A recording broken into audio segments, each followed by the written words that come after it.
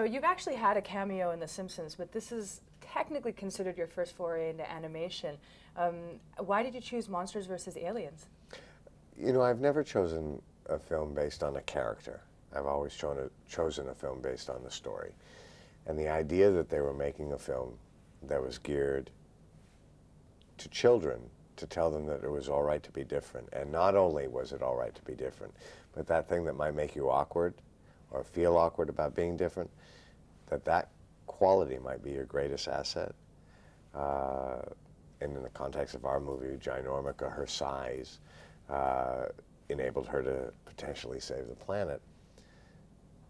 I don't think you could say a better thing to young people. In fact, I don't think you could say a better thing to anybody. And so I love the idea of that, and we kind of went from there. Now, this character is a complete departure from your character on 24. Yeah. How did you tackle that difference? With glee.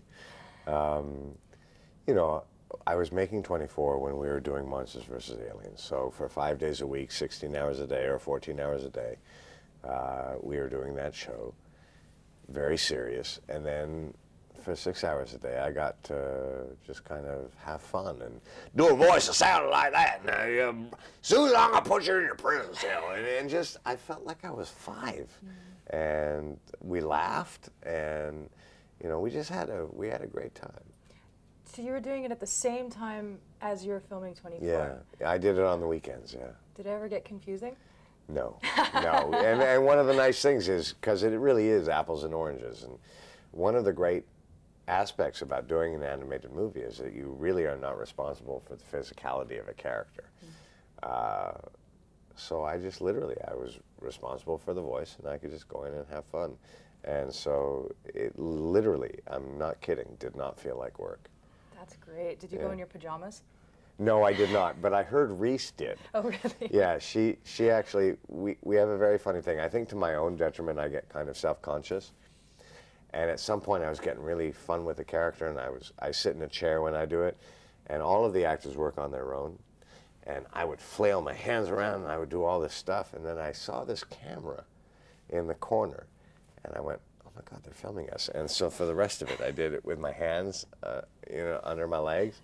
And Reese made the joke that she used to go in her pajamas, and she saw that camera too. And then next day she was all dressed up and looked better, you know. Does it help when you're doing the voice? I mean, you're in this little booth. Does it help for you to really get, you're basically in a character? I think you have to. I think one of the things that in the relationship, again, I might check my physicality at the door, but you create a bond with the animator, and they don't. They're responsible for it. And what I soon figured out was that if you could do the voice even larger, they would make the character larger. And that was kind of a fun challenge. And so I'm kind of disappointed that it ended, because it was a learning curve for me. And I was still like, I still think I can do it better. I don't know about that. Well, but thank you. Was there a lot of improv, or did you pretty much stick to the script? For me as an actor, I kind of stayed to the script. There were a couple things that I would joke around about because a line would make me laugh, and I would go off a little bit, and maybe they kept a couple things. But me, I'm a script-oriented actor, and they certainly had other people, Seth and Hugh, and they would kind of ramp on, and so I let them do that. It's not my nature. It's not your nature? No. Wow, okay. Now, did you actually get to meet any of the other, or work with any of the other cast members, or was it totally singular? No, I think all of the freedom, you know, I have this philosophy in life that nothing is for free. And so for all of the freedom of being able to just do a voice, the price you pay is that you have to work alone. And I used to think it was just everybody was so busy and it was scheduling issues, and that's not the case. There are various technical reasons why you have to do it by yourself. No overlaps, microphone modulations, et cetera, et cetera.